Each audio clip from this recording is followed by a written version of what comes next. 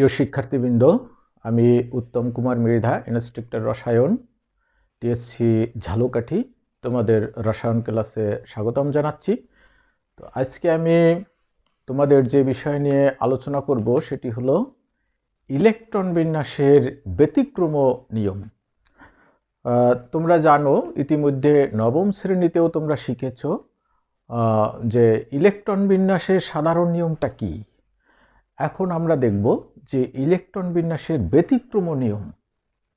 আচ্ছা, আসো আমরা জেনে নেই ব্যতিক্রম নিয়মটা কি।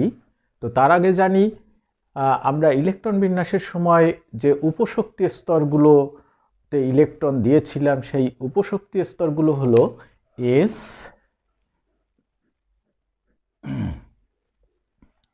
পি,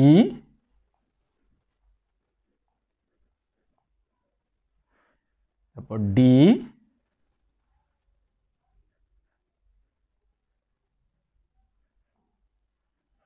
তারপর এফ।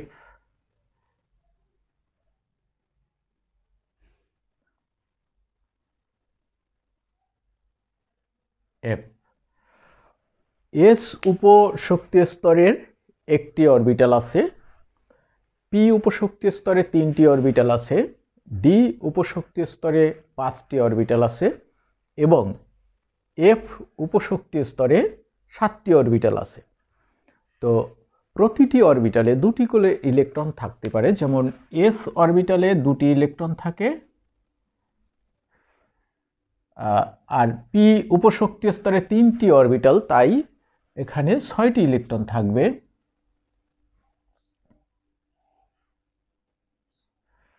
ডি উপশক্তি স্তরে 5টি অরবিটাল, তাই এখানে 10টি ইলেকট্রন থাকবে।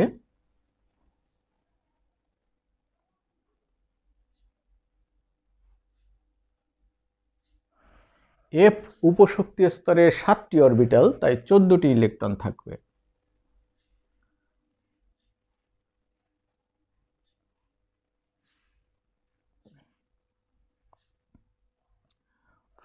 প্রতিটি অরবিটালে 2টি করে ইলেকট্রন থাকে এবং ইলেকট্রন দুটির ঘূর্ণন অর্থাৎ স্পিন বিপরীতমুখী, একটি প্লাস হাফ এবং অন্যটি মাইনাস হাফ। এবার আসো, আমরা এই উপশক্তি স্তরে প্রতিটি অরবিটালে যে 2টি করে ইলেকট্রন দিলাম, এটা কেন দিলাম? তো অরবিটাল এই উপশক্তি স্তর সমূহ সবসময় স্থিতিশীল অবস্থা 2টি অবস্থায় থাকতে পারে, হয় অর্ধপূর্ণ অথবা পরিপূর্ণ। অর্ধপূর্ণ অবস্থায়ও স্থিতিশীল হতে পারে, সেটা একটা স্থিতিশীল অবস্থা, আবার পরিপূর্ণ অবস্থাও একটা স্থিতিশীল অবস্থা।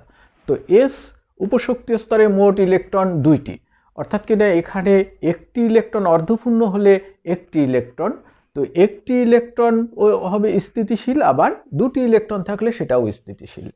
পি উপশক্তি স্তরে 6টি ইলেকট্রন, তো সেক্ষেত্রে পি উপশক্তি স্তরে যদি 3টি ইলেকট্রন থাকে, অর্থাৎ একটি একটি একটি, তাহলে স্থিতিশীল, অথবা এই 6টি ইলেকট্রন থাকলেও স্থিতিশীল। ডি উপশক্তি স্তরে 10টি ইলেকট্রন, তাই এখানে যদি 5টি ইলেকট্রন থাকে, অর্থাৎ একটি করে, এখানে 5টি অরবিটালে 5টি ইলেকট্রন থাকলে স্থিতিশীল, অথবা 10টি ইলেকট্রন থাকলে স্থিতিশীল। এফ উপশক্তি স্তরে অনুরূপভাবে যদি এখানে 14টি ইলেকট্রন থাকে তাহলে স্থিতিশীল, অথবা 7টি ইলেকট্রন থাকলে স্থিতিশীল।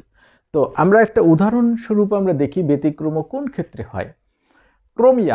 ক্রোমিয়ামের ইলেকট্রন হলো 24টি। ক্রোমিয়াম এর 24টি ইলেকট্রন। তো সাধারণ নিয়মে যেটা আসে সেটা হলো 1s2 2s2 2p6 3s2 3p6, তারপর কয়টা হলো দেখো, 10 আর 8 18,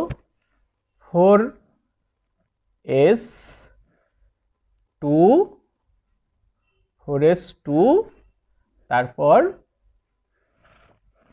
3d4, এরকম ইলেকট্রন বিন্যাস আছে। ঠিক আছে, ক্রোমিয়ামের ক্ষেত্রে এরকম ইলেকট্রন বিন্যাস আছে। যদি আমরা সাজিয়ে লিখি তাহলে সেটা দাঁড়ায় 1s2 2s2 2p6 3s2 3p6 3d4 4s2।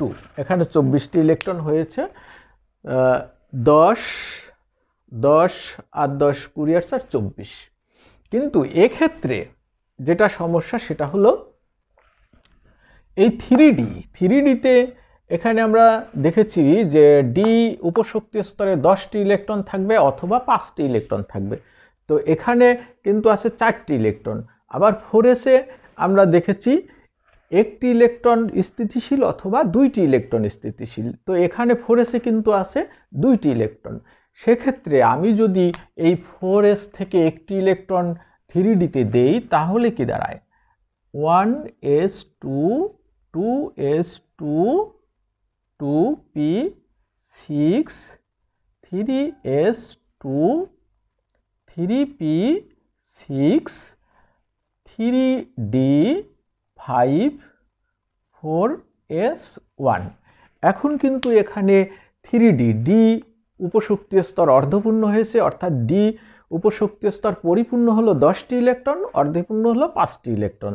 তো এখানে 3D উপশক্তি স্তর কিন্তু স্থিতিশীল হয়েছে। আবার 4s-এ 2টি ইলেকট্রন স্থিতিশীল এবং একটি ইলেকট্রন স্থিতিশীল। তো এখানে আমি একটি ইলেকট্রন দিয়েছি, তাহলে এটা স্থিতিশীল আছে। আগেও অবশ্য 4s স্থিতিশীল ছিল, কিন্তু 3D স্থিতিশীল ছিল না।